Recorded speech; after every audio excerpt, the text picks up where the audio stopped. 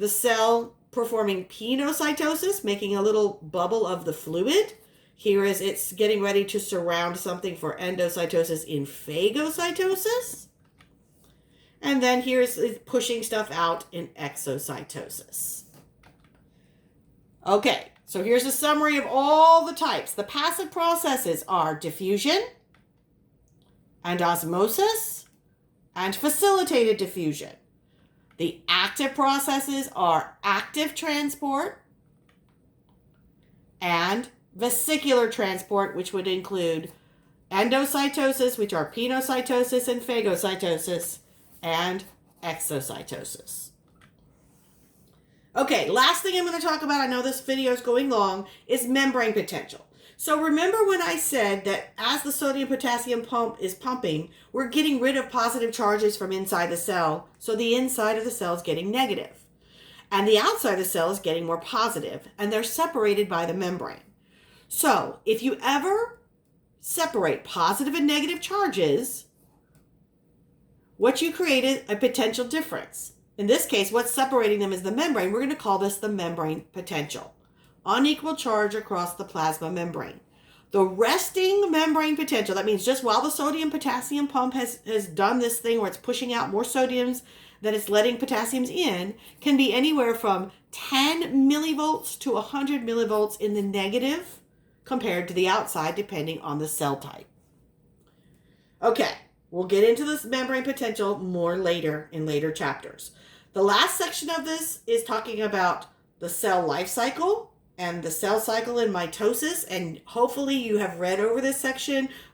It's covered more in lab. Okay, make sure you know the different phases of the cell cycle and mitosis.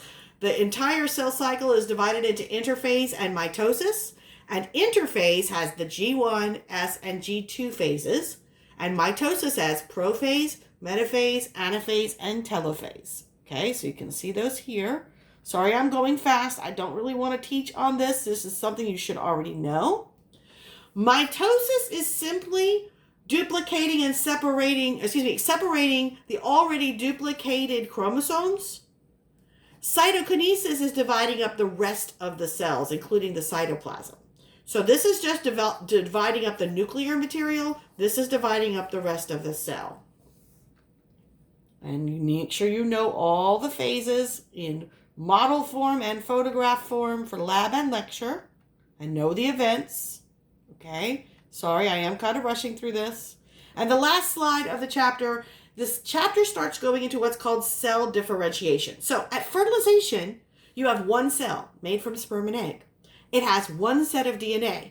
So every single cell in your body has the very same DNA, yet a heart cell is very different from a skin cell, right?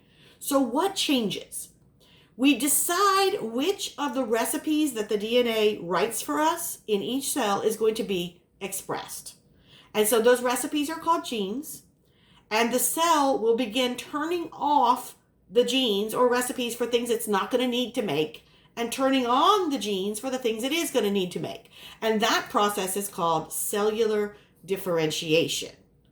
That is what allows one fertilized cell to become all of the different cell types in your body.